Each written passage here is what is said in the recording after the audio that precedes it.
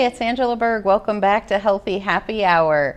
We are glad you joined us, and I am so glad that Amy is all healed up and back with us today. So we've got some essential oils to talk about today to support all of this work that we're doing on childhood obesity and good health and wellness.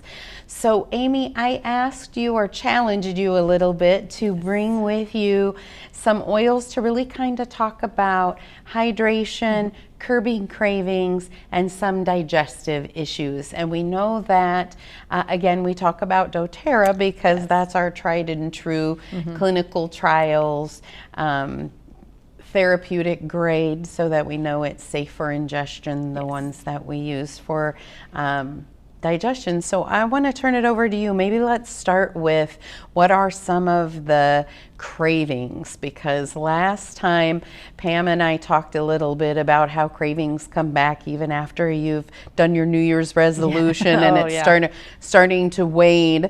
What are some of the oils that can really help us curb the cravings? So for cravings, they always hit at the wrong time, right? You're always like, oh man, I'm craving something. And a lot of times people will reach for peppermint gum or spearmint gum. They'll be like, okay, I'm gonna grab a piece of gum because I've got these cravings. Well, a lot of times what the gum is gonna do is gonna start getting those digestive juices flowing and make you even hungrier. Or it's going to just make the juices flow. Now you're growling and you're sitting in somewhere quiet and you're like, oh, my stomach is growling. Here's a solution to that. We've got peppermint oil, which peppermint is actually what helps curb the craving. So what you do with peppermint oil, oh, this is a brand new one. Look at that.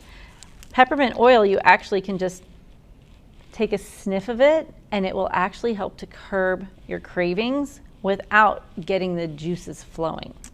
Yeah, that's so smart. I never put that together before. I always thought keeping my mouth busy was what I needed to do, and peppermint was the preferred gum because bonus, you get fresh breath. That's true. But there are the peppermint beadlets too that doTERRA have that I really like, and sometimes even use those secondly as a pop one on the roof of your mouth for that. You can even put the peppermint into water.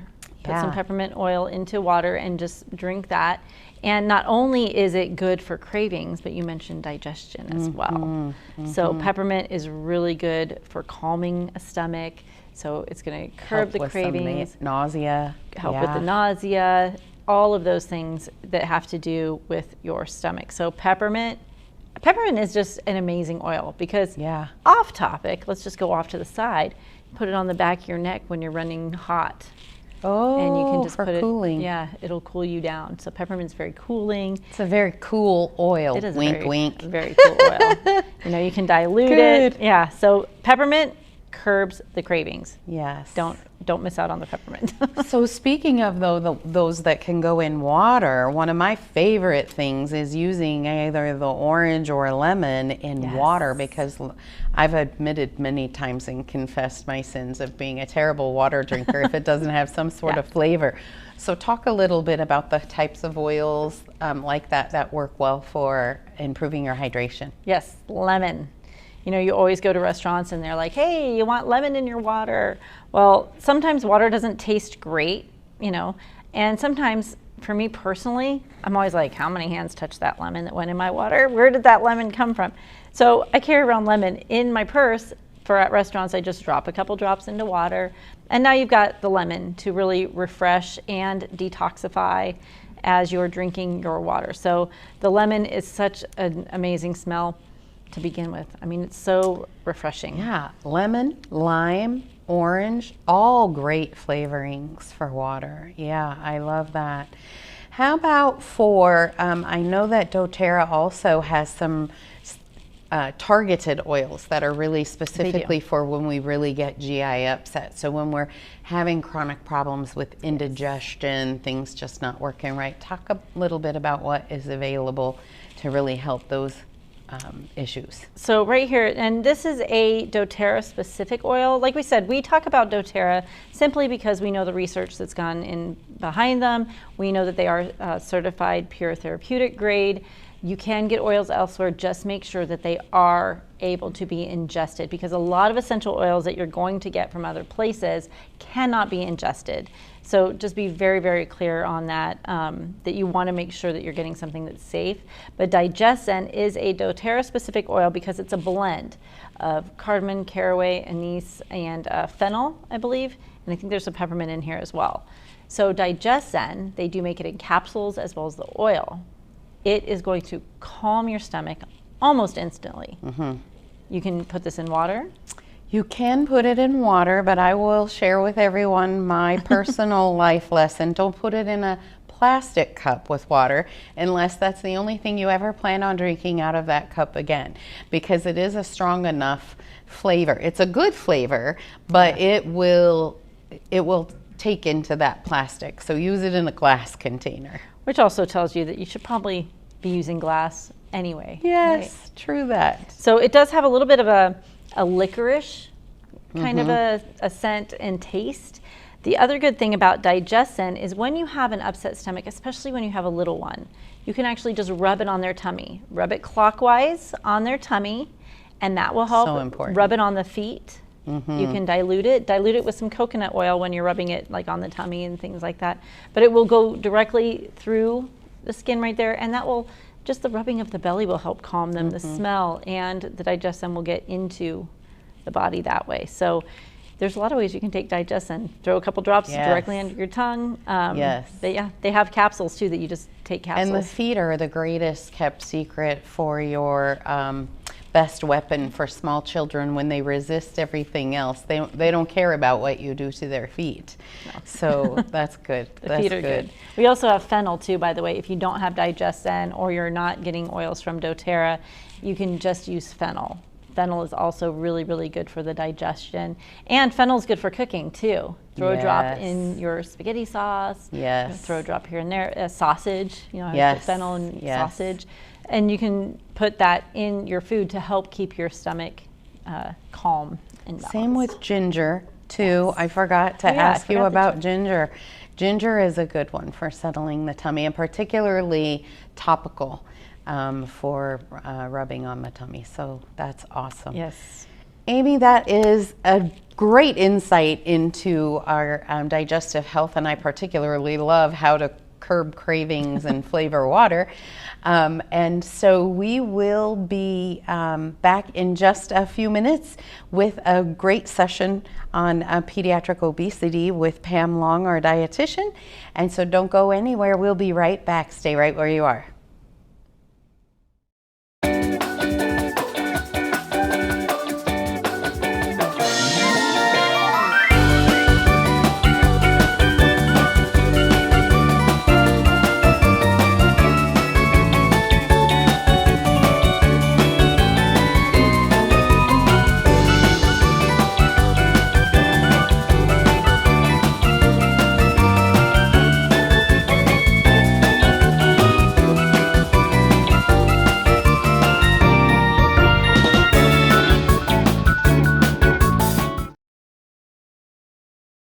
Welcome back. Thanks for staying with us here on Healthy Happy Hour. I'm Angela Berg, and we are having a very exciting first of two-part discussion on pediatric obesity today.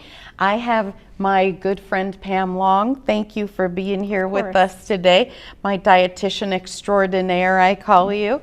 There is some important measures that we want to make sure everybody gets comfortable understanding as we move forward talking about obesity subjects in pediatric obesity, and that's your body mass index, the BMI scale. And you will see that Mitch will put up a slide that kind of shows the graph of how those are determined and where maybe you and your family fit on that. But we are today having the first of two having conversations about weight. So Maine Health has a fantastic Let's Go program. I know that Pam and I had talked to you before about the Southern Nevada Health District working on their program as well, but I'm always looking for all the information that we can get. So there are some great tools and resources that they have. So today I really wanted the first session to start with us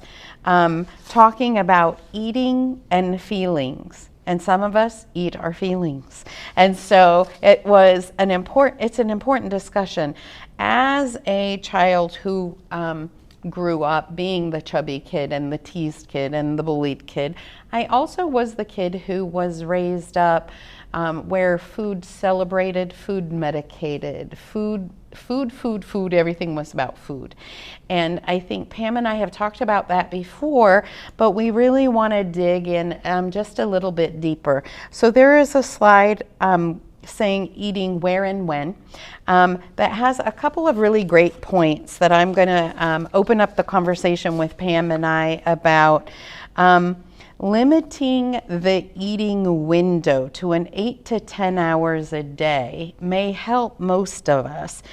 Pam, I think we've talked a little bit about that before. Share your thoughts about limiting that window, because that kind of seems almost like intermittent fasting, which also is another potential thing more research is getting done about. But talk about the benefits of that, limiting the window, the time window of when you're actually consuming. I think when you're moving and you're walking and you're physical, that's when you should be using your energy, and energy is food. When you're at home, you know, it's 6 o'clock, 7 o'clock, you're on the couch, you're doing nothing. You're not really using a lot of energy. So I don't necessarily think it's a bad idea to limit the hours that you eat. You know, you could go excessive when you're just hanging around and just kind of doing nothing at home. And I think by preventing that could overall help you in your health journey. That makes so much sense to me. The other thing is, the next thing that was really striking to me is eating at the table, not eating alone, not eating in front of distractions or while you're doing other activities. So I think we've talked before about that kind of being mindless eating, and you lose track of portion size. But what other things do you equate to those habits being so important for? One thing too is the lack of communication with your family members. That could be a time that you guys reconnect. So that's really important, and there is a lot of benefits of eating together. You know, you get to talk about the food, what you like, what you don't like. You're losing connection as well. Now with, you know, some families, they do depend on the iPad for the little kid, and that, you know what, I'm a mom. Sometimes you got to do what you got to do, but just to know, hey, eventually we've got to break out of this. And, you know, little by little, having that child be more and more a part of the meal time would be beneficial, instead of everybody being on their own tablet, you know, reinforcing how important it is to have communication. Well, and a part of that communication is if your mouth is talking, hopefully you're not having food in it. So it will slow down your consumption, because another one of the things with timing is about eating too fast, and your body doesn't have time to even respond. But the next point I want to bring up is that eating out, both fast food and at sit-down restaurants, sometimes people think if it's not McDonald's, it's 100% better, and it's really not. But if eating fast food and sit-down restaurants is associated with a higher BMI. Oh my gosh, absolutely. But sometimes families can't not eat out, so I recommend, it doesn't matter if you're an adult, get a child-sized meal. It doesn't matter if you're an adult. Those are portion controlled. Get a Happy Meal, get a kids meal. Those are portion controlled. They're wonderful. And skip out on the Cokes and the Sprites and get a water. So those are some things, like some families have to, but if you have to, get the kid size. And then if you're gonna go out to restaurants, split the meals with your family member, or take it home and have it for lunch the next day or the next couple of days. Sometimes families can't get away from eating out, but we can think about it. Okay, I'm gonna have this for the next couple of days for lunch. Yeah, it's kind of your meal prep that you didn't have to prep. It kind of is. Yeah. It kind of is. Yeah. So the last really big point that they make on this particular slide is that for adolescents who want to discuss intermittent fasting, there is some evidence existing that using that's existing already. As I said, though, there are still research going on, but that using 2 days a week as a very low calorie diet, like 600 calories per day for a max of 2 days per week, and not trying to limit the time window, and for trying to then limit that window even less to 6 to 8 hours. Mm-hmm. How do you feel about that as a nutritionist? Maybe. I don't know. I mean, if it works, it works. You know what? It can work for some people, but if you're tortured, and if this is torturing you and it doesn't work for you, I would recommend finding something else. Then you're going to be hangry and you're going to make bad decisions. Exactly. And I think that we'll find more information coming out in research about what's in our DNA, because the same thing doesn't work for everyone. You know, we've followed the exactly how many of each type of food should be on your plate. That doesn't work the same for everyone. Some people are more sensitive or digest some foods better than others. I think the same thing with some people do better with more protein, less carbs. Some people can handle carbs, and a lot of that I think comes from our genetics of where we culturally, where were our ancestors from? How did they eat? And the body just kind of develops the way that it needs to for metabolizing and maintaining those things. Well, the next slide is really talking about the hangry hunger. So hunger and satiety are very complex biological processes, and we know that there are specific hormones that our body releases, like the advantage that I had of doing the gastric sleeve that I did was that a large part of the stomach that produces ghrelin, which is your hungry hormone, went away. So I thought it was the best thing on the planet that I woke up not hungry, because I was sure I was going to wake up starving to death. That, well, you know, what I was that on the fence about whether that was really going to work, and it was fabulous. And so what it did was then forced me to learn what's hungry, what's thirsty, what's really hungry feel like, what is it really?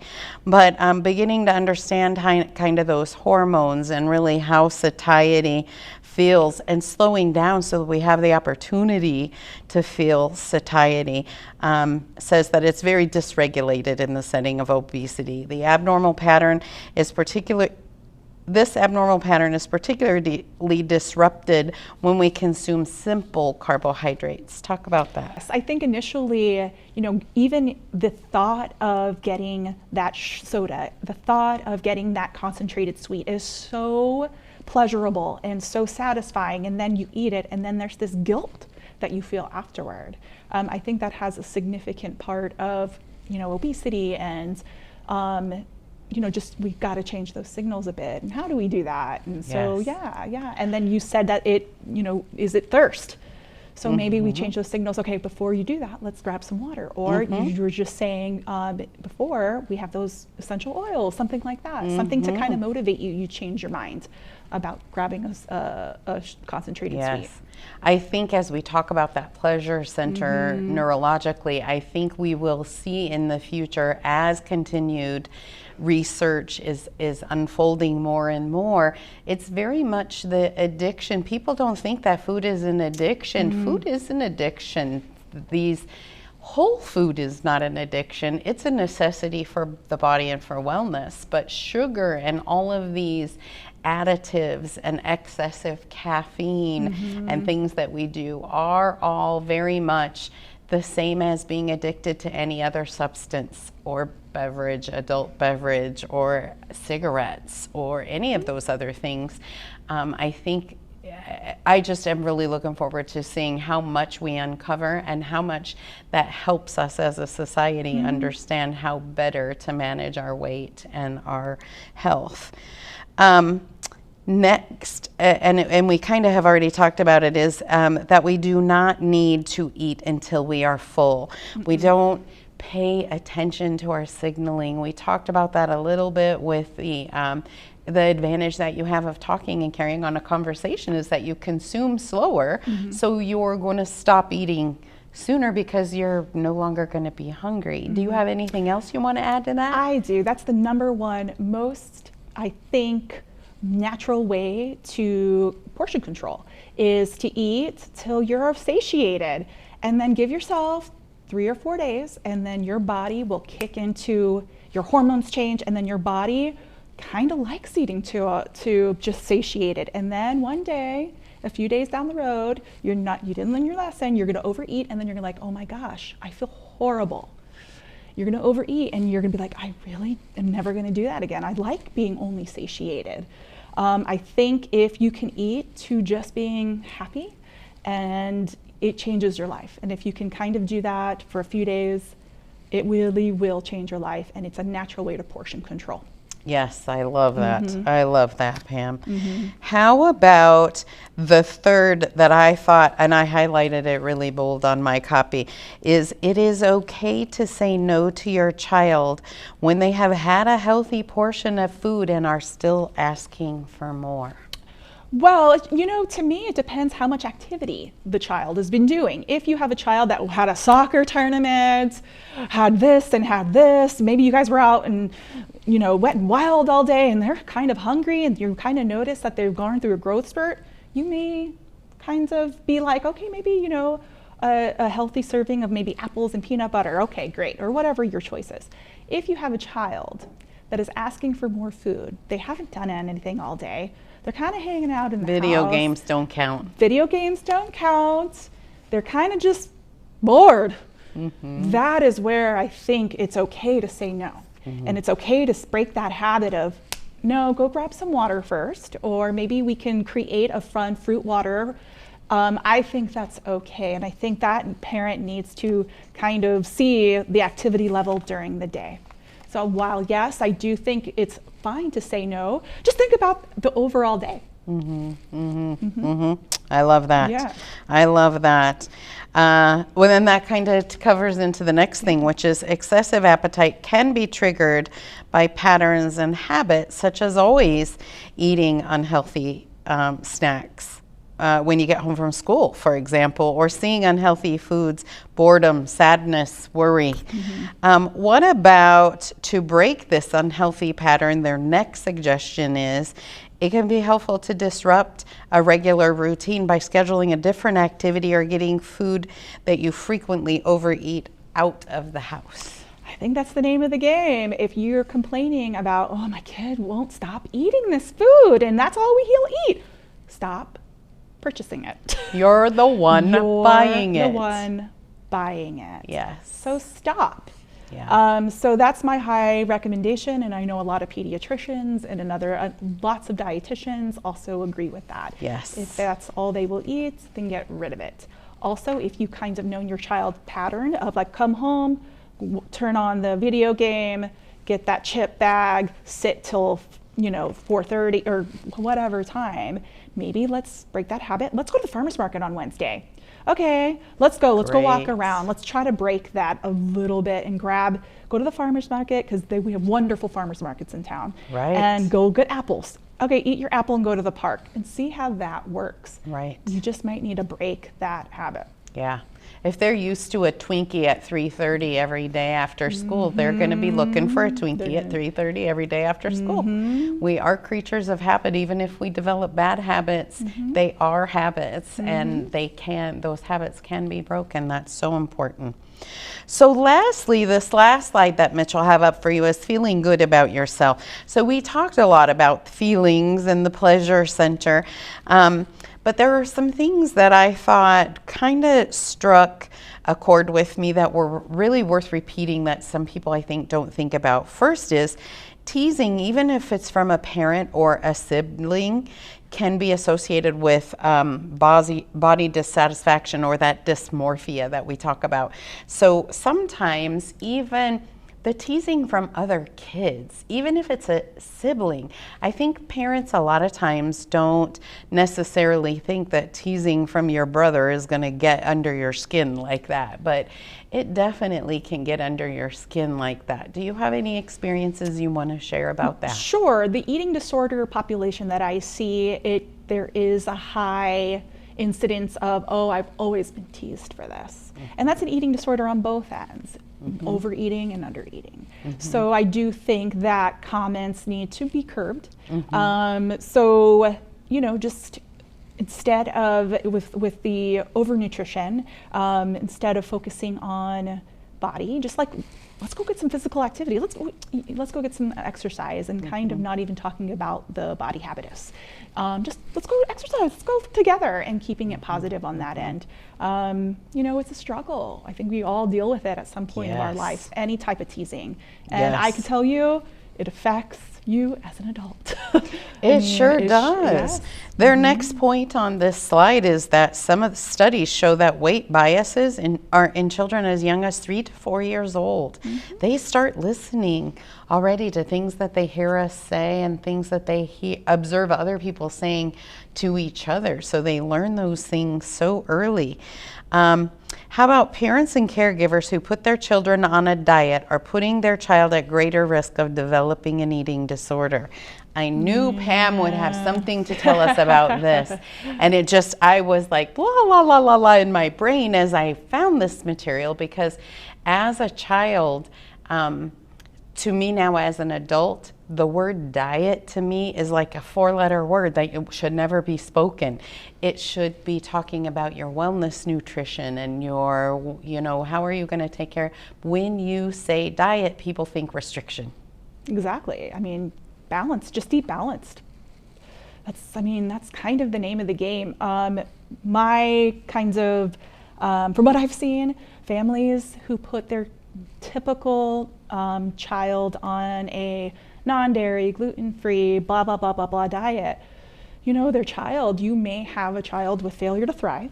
You may have a child who really has they end up having very much difficulty growing up, and a parent who's always in their face about some nutrition that may not be beneficial for the psyche as they get older. Right. Yeah. Well, and the typical parent, I would think, are responding to not necessarily good scientific-based information. They're on Dr. Google, and they may be getting information that is on the latest fad diet. So we can actually be restricting and undernourishing. So we're missing key nutrients. If you're restricting gluten, for example, in a child who really doesn't need to have gluten restricted, you're making them miss out on some vital macronutrients. Oh, absolutely. There's prebiotics in whole grains. There is wonderful things in whole grains. So, you know, just to take that into consideration, I think that the benefits of eating a balanced diet is you teach that child what balance is, so they don't overdo it in all ways. And the most important part of a balanced diet in a lifestyle is physical activity. So I think that needs to be most important. Right. So maybe it's really in how you use the word diet. So to me, growing up as the fat kid and seeing my aunties constantly on a diet and my mom being on the diet of all she could have was the little Cuban coffee, and that was all she had, the crazy things that you see them do. That is not a diet, that's malnutrition. And so it's really important to be important. The most successful people I see who keep who keep the weight off are the ones who eat everything but portion control. Yes. Balance. And then they're like, I started exercising more, but I still eat what I want. And they start craving healthier things too. It's kind of crazy how that works. It is, but it's small steps. Steps. Pam, this was such a good session, and I'm so excited to have come across this tool, be able to sit and discuss it with you. Thank you for sticking around with us. That is going to conclude our monthly Healthy Happy Hour for this month. But next month, we are going to continue looking at this Let's Go program, and Pam and I will have another spirited discussion for part 2 of this. So thanks so much for being with us. We look forward to seeing you next time. Till then, stay healthy, stay well, and eat well. Take care.